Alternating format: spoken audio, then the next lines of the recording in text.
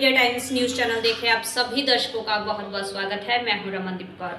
इस वक्त की बड़ी खबर आ रही है प्रयागराज से। क्या है पूरा मामला, देखने के लिए बने रहिए हमारे। संगम नगरी प्रयागराज के सिविल लाइन स्थित शहीद वॉल पर अमर शहीदों की गाथा लिखी गई है, लेकिन इस वीरता की दीवार पर अब एक नाम को मिटा दिए जाने को लेकर बवाल खड़ा हो गया है। मामला अमर शहीद चंद्रशेखर आज़ाद और पंडित जी का है, जिन्हें पंडित जी के नाम के साथ जाना जाता है, जिनके नाम के साथ अंकित पंडित जी शब्द को शिलापद से हटा दिया गया है।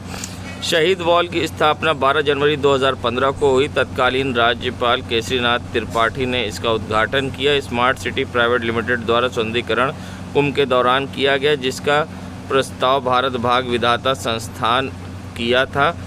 शहीद वॉल पर प्रयागराज के गुमनाम शहीदों की शहीद वॉल के संस्थापक वीरेंद्र पाठक खोजा और उन्हें यहां सम्मान दिया, और ऐसे में जब ये हटा दिया गया तो इसको लेकर भारत भाग विधाता संस्था से जुड़े लोगों में भी आक्रोश देखने को मिला है। और साथ ही हम आपको दिखाते हैं क्या कुछ कहा है संस्था के सदस्य ने, और साथ ही क्या कुछ कहा है विधायक हर्षवर्धन वाजपेयी ने, वो भी दिखाएंगे।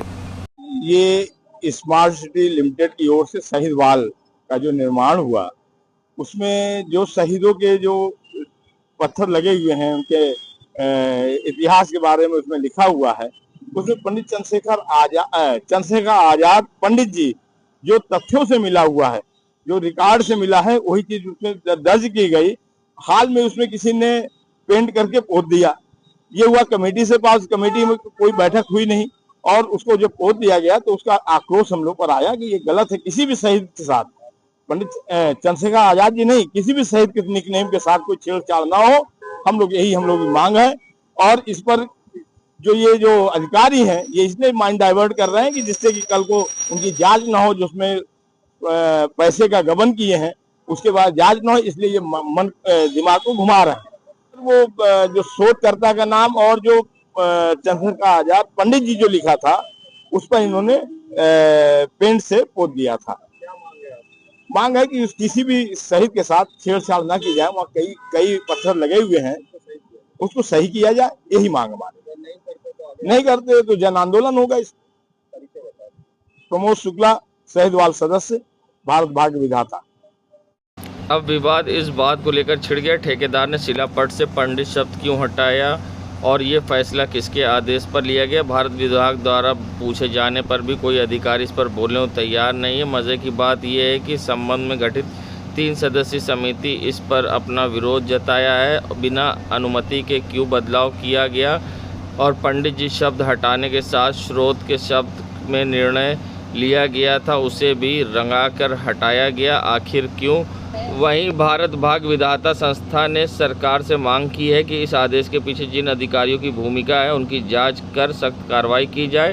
वहीं इस संबंध में शहर उत्तरी के विधायक हर्षवर्धन वाजपेयी ने कहा, पंडित चंद्रशेखर आज़ाद का अपमान बर्दाश्त नहीं किया जाएगा, हर हालत में उनका सम्मान बरकरार रहेगा। इसके लिए चाहे जितनी लड़ाई लड़नी पड़े, हम सब लड़ेंगे। पंडित जी हमारे गौरव हैं और आदर्श हैं। साथ ही उन्होंने सख्त लहजे में कहा कि जिसके पीछे जो लोग भी हैं उन पर सख्त से सख्त कार्रवाई होगी। और क्या कुछ कहा है, आइए दिखाते हैं।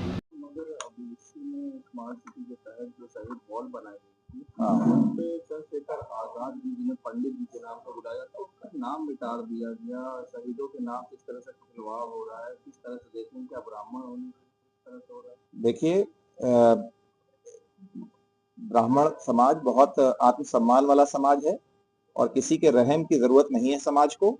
लेकिन इस तरीके की जो है गैरअंदाजी और बदतमीजी भी नहीं झेली जाएगी, चाहे वो जाने में हो चाहे अनजाने में।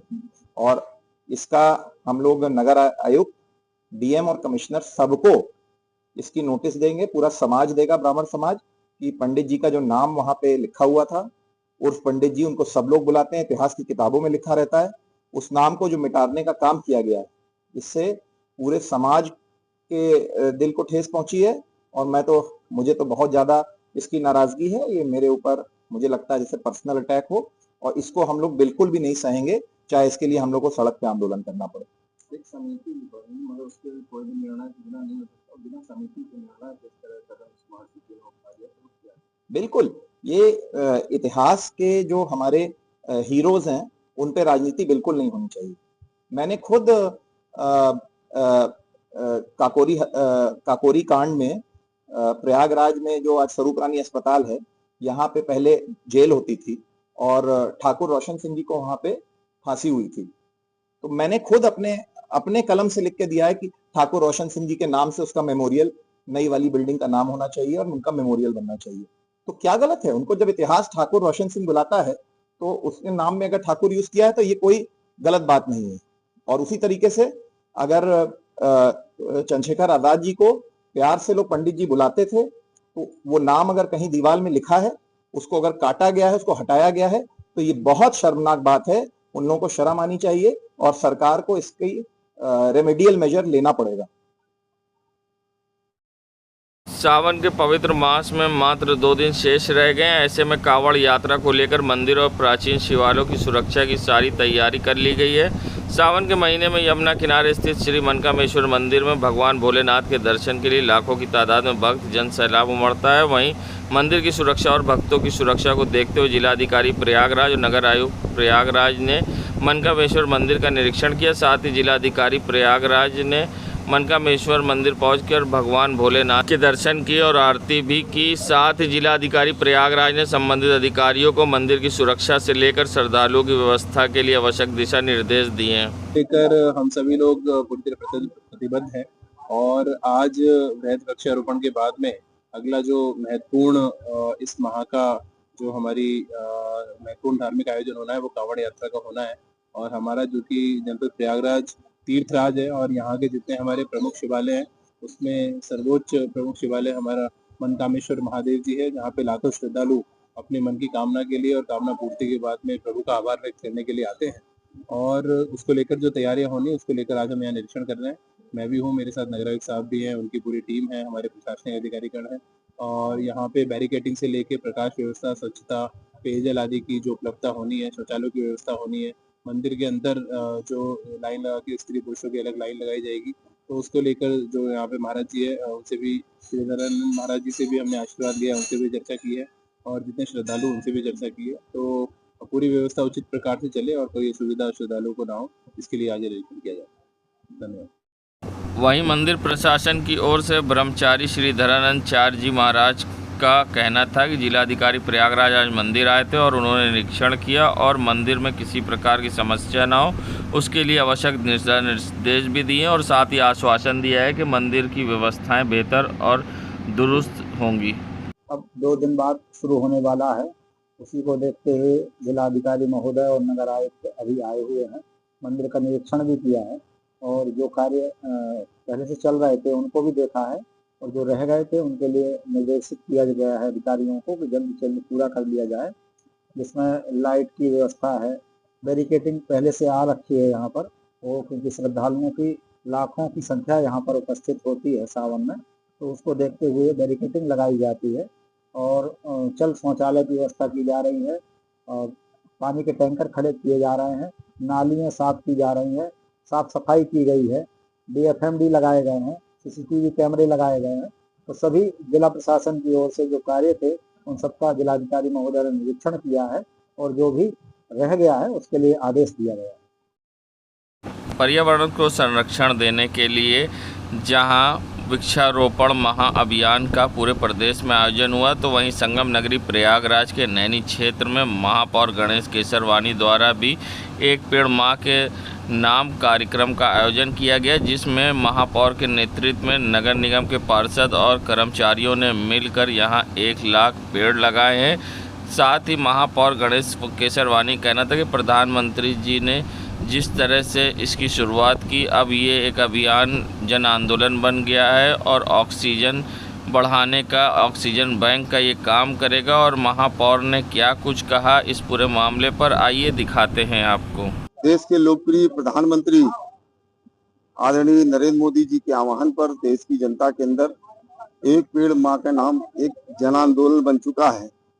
अपनी पृथ्वी, अपनी भारत माँ हरी भरी रहे, भारत ने यह संकल्प लिया है। आज उसी संकल्प को सिद्ध करते हुए नगर निगम प्रयागराज ने अपने सभी माननीय पार्षदों के साथ, सभी अधिकारियों के साथ 1 लाख पेड़ यहाँ पर लगाए जा रहे हैं, जो निश्चित रूप से यहाँ पर एक ऑक्सीजन बैंक बनेगा और इस क्षेत्र के सम्मानित नागरिकों को इसका बहुत बड़ा लाभ मिलेगा।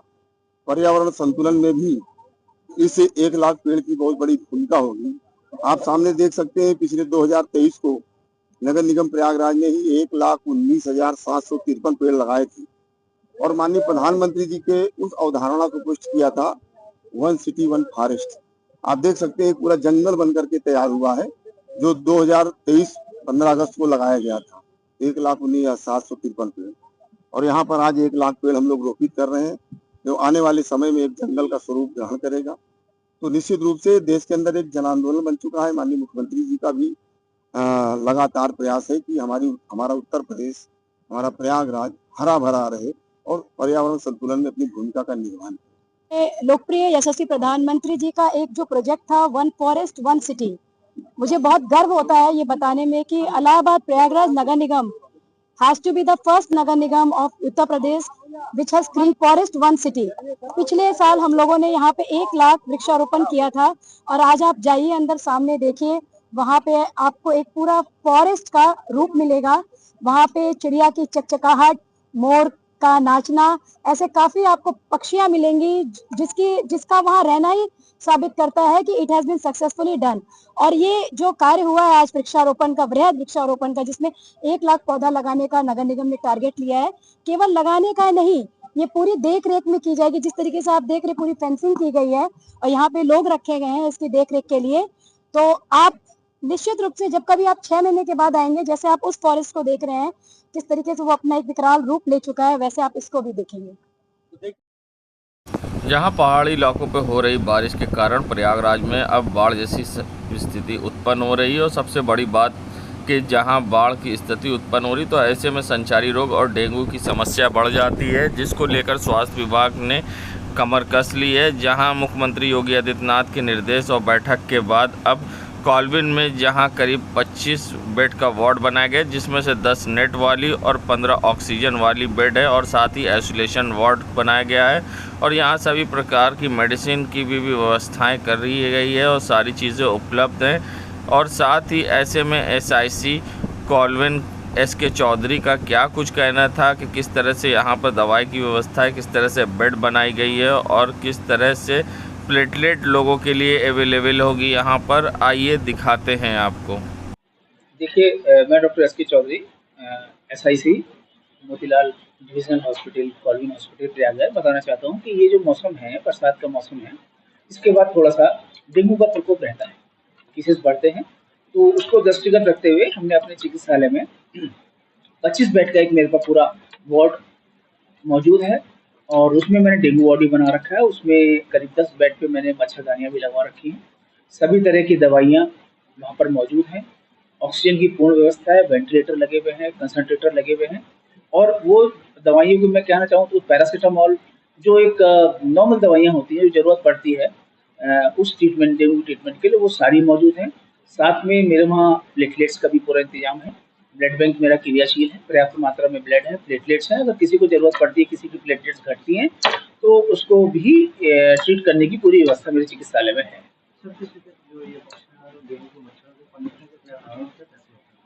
देखिए, डेंगू सबसे पहले ध्यान ये रखना है कि घर के आसपास कहीं पानी ना इकट्ठा हो। साफ सफाई बेसिकली रखनी है। पूरे वहाँ के कपड़े पहनने हैं क्योंकि डेंगू मच्छर दिन में काटते हैं, तो बाहर भी बैठे तो पूरे आस्तीन के कपड़े, शर्ट पहने, पैर पूरा ढका हो। और कूलर हो गया घर में या कहीं भी इस तरह की चीज़ें हैं, फ्रिज का नीचे पानी होता है उसमें पानी ना भरा हो, उसको चेंज करते रहें। यही प्रिकॉशन उनको लेने पड़ेंगे। देखिए, किसी को अगर डेंगू हो जाता है, मैं कहना चाहूँगा अगर किसी को लगता है बुखार आ रहा है या बॉडी एक हो रहा है या वॉमिटिंग हो रही है, चक्कर आ रहे हैं, तो सबसे पहले अगर नहीं ठीक हो रहा तो आप नियर बाई जो भी हॉस्पिटल है, चाहे वो PSC हो, चाहे वो CSC हो, चाहे हमारा जिला अस्पताल हो, हर जगह जो है पूर्ण रूप से इंतजाम है, चेकिंग टेस्ट का इंतजाम है, दवाइयाँ हर CSC PSC में मौजूद हैं। और अगर मरीज को कोई दिक्कत ज़्यादा होती है तो हमारे जिला अस्पताल में आ सकता है, यहाँ संपर्क कर सकता है। यहाँ पर मैंने एक टीम भी बनाई है डॉक्टर्स की, जिसमें फिजिशियन, पीडियाट्रिशियन, एनेस्थेटिस्ट, मैं स्वयं और EMOs, उन सबको डायरेक्शन दे दिया है मैंने कि अगर कोई इस तरह का केस आता है बुखार का या आपको लगता है कि इसको चक्कर आ रहे हैं तो उसको तत्काल एडमिट किया जाए, इसकी सूचना मुझे तुरंत दे दी जाए और इमरजेंसी में हम लोग उसका ट्रीटमेंट शुरू कर देंगे और सारे टेस्ट की सुविधा यहाँ पर मौजूद है।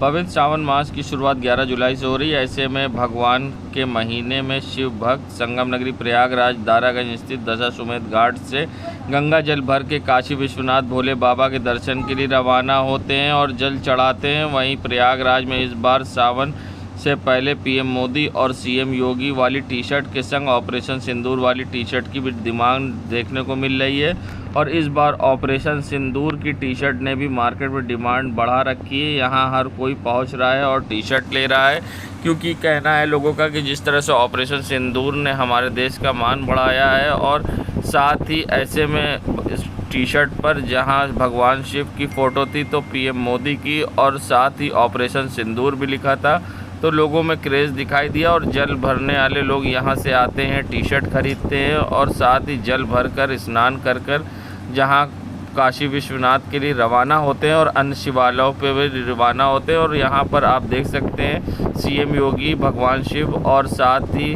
भगवान शिव और पीएम मोदी और ऑपरेशन सिंदूर वाली टी शर्ट लोग देखते नज़र आए और ख़रीदते नज़र आए। और क्या कुछ कहना था दुकानदार का इस पूरे मामले पर, आइए दिखाते हैं आपको। तो पिछली बार तो बुलडोजर बाबा की बहुत डिमांड थी, लेकिन अब की बार जो ऑपरेशन सिंदूर आया है इसकी ज़्यादा डिमांड है और शिव भक्ति के साथ साथ देशभक्ति के देखने को मिल रहा है। इस वजह से काफ़ी लोग उत्साहित हैं।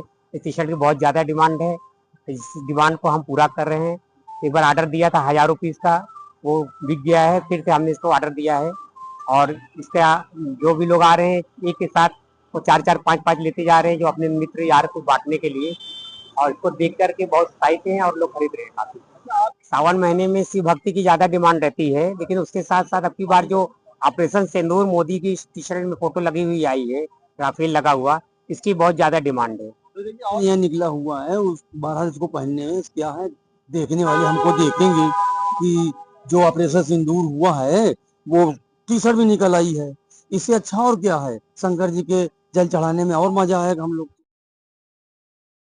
प्रयागराज में आयोजित संविधान सम्मान सम्मेलन में भाग लेने पहुंचे केंद्रीय सामाजिक न्याय एवं अधिकारिता मंत्री Republican party of India Athawale की राष्ट्रीय अध्यक्ष रामदास अठावले ने पत्रकारों से बातचीत में महाराष्ट्र में उत्तर भारतीयों पर हो रहे हमलों को लेकर कड़ा रुख अपनाया। उन्होंने कहा, मैं प्रयागराज में उस भूमि पर आया हूं जहां मैं आज प्रयागराज की उस भूमि पर हूं जहां पर गंगा यमुना सरस्वती का संगम होता है और उसी तरह से भारत विधि विधाताओं और विचारों का संगम है। लेकिन मुंबई में जो घटनाएं हो रही हैं हमारे संविधान को खुला उल्लंघन है। और साथ ही उन्होंने क्या कुछ कहा है और विपक्ष पर हमला बोलते हुए, आइए दिखाते हैं आपको। आज मैं प्रयागराज एक ऐतिहासिक स्थल पर मैं आया हूँ और यहाँ मतलब 3 नदियों का जो संगम है, ये संगम यहाँ हुआ है। उसी तरह भारत के संविधान में भी विचारों का संगम हुआ है, समानता का संगम हुआ है और इसीलिए मैं आज संविधान सम्मान सम्मेलन को यहाँ एड्रेस करने के लिए मैं इधर आया हूँ। लेकिन मुंबई में देखा जाए तो वहाँ दादागिरी के माध्यम से संविधान की ध्वजा उड़ाई जा रही है। बाबा साहब ने जो संविधान दिया है, संविधान किसी भी राज्य के आदमी को किसी भी राज्य में जाकर रहने का अधिकार है। जिस तरह हिंदी भाषी लोग बड़ी संख्या में मुंबई में है, उसी तरह हमारे मराठी भाषी लोग भी दिल्ली में 4 लाख लोग हैं, उत्तर प्रदेश में भी कई जगह पर हमारे लोग हैं, तो और अंडमान निकोबार में जाएंगे तो वहाँ भी हमारा महाराष्ट्र मंडल है, तो हर जगह पर मराठी लोग हैं। तो ऐसा अगर दादागिरी करके संविधान का विरोध कर रहे हैं, इसीलिए ये घटना का हम तीव्र धिक्कार करते हैं और माननीय देवेंद्र फडणवीस की सरकार, हमारी महायुति की सरकार ऐसी दादागिरी करने वालों को जेल में भेजेगी और इसी तरह की दादागिरी बिल्कुल नहीं होनी चाहिए। मुझे लगता है कि राज ठाकरे उद्धव ठाकरे साथ में आ गए हैं, लेकिन उसका कोई फर्क नहीं पड़ेगा क्योंकि मुंबई में नॉन मराठी लोगों की संख्या ज्यादा है। कम से कम 70% तक, जो 65-70% तक जो पॉपुलेशन है, ये हिंदी भाषी, साउथ इंडियन, बंगाली, उड़िया, ऐसे अनेक राज्यों के जो लोग, झारखंडी, ऐसे अनेक जो लोग हैं, ये हर राज्य के लोग मुंबई में रहते हैं।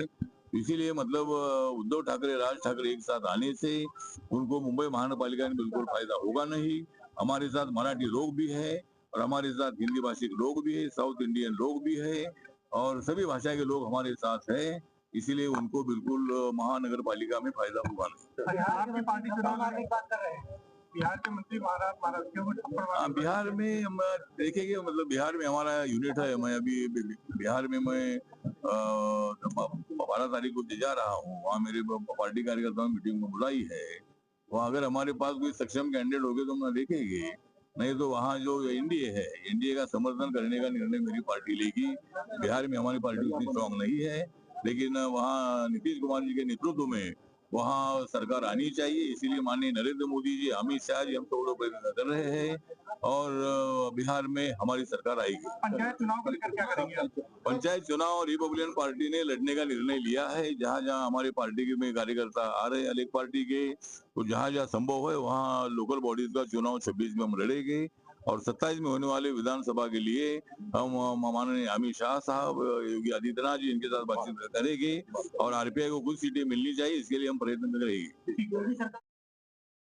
संगम नगरी प्रयागराज में अधिवक्ताओं का विरोध देखने को मिल रहा है। फिल्म रिलीज होने से पहले प्रयागराज के अधिवक्ताओं ने अपर जिलाधिकारी सिटी को प्रधानमंत्री संबोधित ज्ञापन सौंपा है। अधिवक्ता मोहम्मद हंजला ने बताया कि 11 जुलाई 2025 को प्रदर्शित की जा रही एक फिल्म उदयपुर फाइल्स के संबंध में गंभीर आपत्तियां प्रकट की जा रही है। विभिन्न माध्यमों से पूर्वावलोकन और प्रचार सामग्रियों से प्राप्त जानकारी के अनुसार इस फिल्म में इस्लाम धर्म के पैगंबर हज़रत मोहम्मद सल्लल्लाहु अलैहि वसल्लम के प्रति एक अम्मा आयशा पर आपत्तिजनक टिप्पणी एवं दृश्य समाहित किए गए हैं। साथ ही मुस्लिम समाज, मदरसों एवं धार्मिक गुरुओं, मौलवियों को नकारात्मक विरुद्ध और पक्षपाती रूप से चित्रित किया गया है, जिसको लेकर विरोध जाहिर किया और साथ ही ज्ञापन सौंपा है।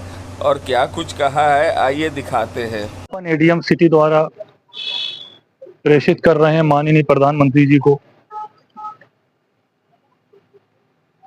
इस ज्ञापन के माध्यम से हम उदयपुर फिल्म पर प्रतिबंध लगाना चाहते हैं, क्योंकि उदयपुर फिल्म में मौलवियों पर एवं अम्मा आयशा के बारे में और कुछ मुस्लिम समुदाय के बारे में गलत चीज़ें से, गलत तरीके से दिखाया गया है, जो कि हिंदू मुस्लिम एकता को विभाजन करने का काम करता है। हम गलत के साथ ही नहीं हैं, लेकिन जो इस तरह की फिल्में आ रही हैं कि जिसमें दिखाया जाए हिंदू मुस्लिम की लड़ाई, हिंदू मुस्लिम छोड़ के भी समाज के लिए बहुत सी चीज़ें हैं। बेरोजगारी है, गरीबी है, अत्याचार है, इसके खिलाफ न बन के सिर्फ और सिर्फ हिंदू मुस्लिम करना ये बहुत ही दुर्भाग्यपूर्ण है। हम प्रधानमंत्री जी से ये मांग करते हैं कि उदयपुर फिल्म पर प्रतिबंध लगाए और ये फिल्म जनपद प्रयागराज में इसको ना जो है चलाया जाए पिक्चर हॉलों में, वरना इलाहाबाद जन कल्याण समिति सारे पदाधिकारी सड़कों पर उतरकर इस फिल्म का विरोध करेंगे। जय हिंद, जय भारत। स्कूलों को मर्ज करने को लेकर उत्तर प्रदेशी प्राथमिक शिक्षक संघ की ओर से जहां धरना प्रदर्शन किया गया, उनका कहना था स्कूलों को मर्ज नहीं किया जा रहा है, मर्डर किया जा रहा है। और साथ ही उन्होंने कई गंभीर आरोप सरकार पर लगाए हैं और साथ ही उनका क्या कुछ कहना था इस पूरे मामले पर, आइए दिखाते हैं आपको। क्या मामला है, क्या मामले में आप लोग प्रदर्शन कर रहे हैं? देखिए, सरकार हमारे बेसिक शिक्षकों के साथ अन्याय कर रही है। विद्यालयों का मर्जर नहीं, मर्डर किया जा रहा है। जो गरीब हैं, असहाय हैं, मजलूम हैं, उनकी शिक्षा छीनी जा रही है। विद्यालयों में प्रधान अध्यापकों की कमी की जा रही है, हटापद समाप्त कर दिया जा रहा है। जहां जिस प्राथमिक विद्यालय में 150 से कम संख्या है छात्रों की, वहां के प्रधान अध्यापक को हटा दिया जा रहा है। जूनियर में जहां से 100 की कम संख्या है, वहां का भी पद समाप्त कर दिया जा रहा है। इस अन्याय के खिलाफ हम लोग आज पूरे प्रदेश में हर जनपद में यह प्रदर्शन हो रहा है। अगर हमारी बातें नहीं मानी जाती तो प्रदेश का जो नेतृत्व होगा उसके बारे में हम लोग अगला कदम बढ़ाएंगे। मैं शिव बहादुर सिंह, जिला मंत्री उत्तर प्रदेशी प्राथमिक शिक्षक संघ प्रयागराज। क्या मामला है, किस विषय पर आप लोग धरना प्रदर्शन कर रहे हैं? आज हम अपने शिक्षकों की 10 सूत्री मांगों को लेकर के प्रदेश के सभी 75 जनपदों में एक दिवसीय धरना देकर के अपनी मांगों पर सरकार को जगाना चाहते हैं। हमारी प्रमुख मांगे हैं पुरानी पेंशन, स्कूलों को मर्ज किया जाना, स्कूलों में हेडमास्टर के पद को समाप्त किया जाना, कैशलेस चिकित्सा, स्कूलों के टाइम को चेंज किया जाना। इस सभी प्रकार की हमारी 10 सूत्री मांगे हैं जो आज हम पूरे प्रदेश में ज्ञापन दे रहे हैं। यदि हमारी मांगों में विचार नहीं किया गया तो प्रदेश के द्वारा जो अगला आदेश प्राप्त होगा उसके अनुसार हम अगले आंदोलन की तरफ बढ़ेंगे। देवेंद्र कुमार श्रीवास्तव, जिलाध्यक्ष उत्तर प्रदेश प्राथमिक शिक्षक संघ, जनपद प्रयागराज। मेजा क्षेत्र के गांव में जहां 4 बच्चे लापता हुए थे और तालाब में उनकी लाश मिलने से हड़कंप मच गया और परिवार वालों में रोना पिटना और मातम का माहौल हो गया। ऐसे में क्या कुछ कहना था अधिकारियों का इस घटना को लेकर, आइए दिखाते हैं आपको क्या कुछ कहना था अधिकारियों का और पुलिस का, किस तरह से ये घटना थी, क्या पूरा मामला है। कल सूचना मिली थी कि बच्चे गुमशुदा हैं जी, जिसकी शायद थाने पे तहरीर भी दी गई थी और आज पता चला है कि यहाँ पे बगल में गड्ढे थे जी, वहाँ पे उनकी डेड बॉडी मिली है। जो बच्चों की मौत हुई उनके परिजनों को क्या आश्वासन आप लोग दिए और क्या कुछ कार्रवाइयाँ हो रही हैं? नहीं, आश्वासन का तो ये है कि सरकार की तरफ से है तो दैवीय सहायता राशि के रूप में डूबने या इस तरह से सर्प काटने पे मृत्यु होने के केस में पर पर्सन 4 लाख रुपए की सहायता राशि दी जाती है गवर्नमेंट की तरफ से। खनन विभाग से कितना फीट जो है गड्ढा खोदने का अथॉरिटी होता है? खनन विभाग से जनरली 3 फीट का होता है। अब इसके बाद ये देखना पड़ेगा कि कितने फीट की परमिशन। ग्रामीण क्षेत्र में इतना भी ये गड्ढा नया नहीं है, बहुत पुराना ही है। इसमें धान की फसल भी बोई गई है जी, बगल में धान की फसल भी लगी हुई है। कल दिनांक 8/7/2025 की शाम करीब 7 बजे थाना मेजा को सूचना प्राप्त हुई। ग्राम बेदौली में 4 बच्चे जिनकी उम्र 3 से 5 वर्ष थी, आदिवासी बच्चे थे, ये घर के बाहर खेल रहे थे। उसके बाद ये घर नहीं वापस पहुँचे हैं। इस सूचना पर फोर्स को लेकर मैं स्वयं गांव पर पहुंचा। गांव में ग्रामवासियों की मदद से काफ़ी तलाश की गई, लेकिन बच्चों का रात में कुछ पता नहीं लगा। सुबह पुनः तलाश प्रारंभ की गई तो गांव के बाहर एक गहरे खेत में पानी भरा हुआ था, उसमें इन 4 बच्चों के शव प्राप्त हुए, जिन्हें पोस्टमार्टम के लिए प्रयागराज भेजा गया है। प्रथम दृष्टया बच्चों की डूबने से मृत्यु हुई है। पोस्टमार्टम रिपोर्ट आने के बाद अग्रिम वैधानिक कार्रवाई की जाएगी। देश दुनिया की खबरों के लिए world media times news channel को सब्सक्राइब करें।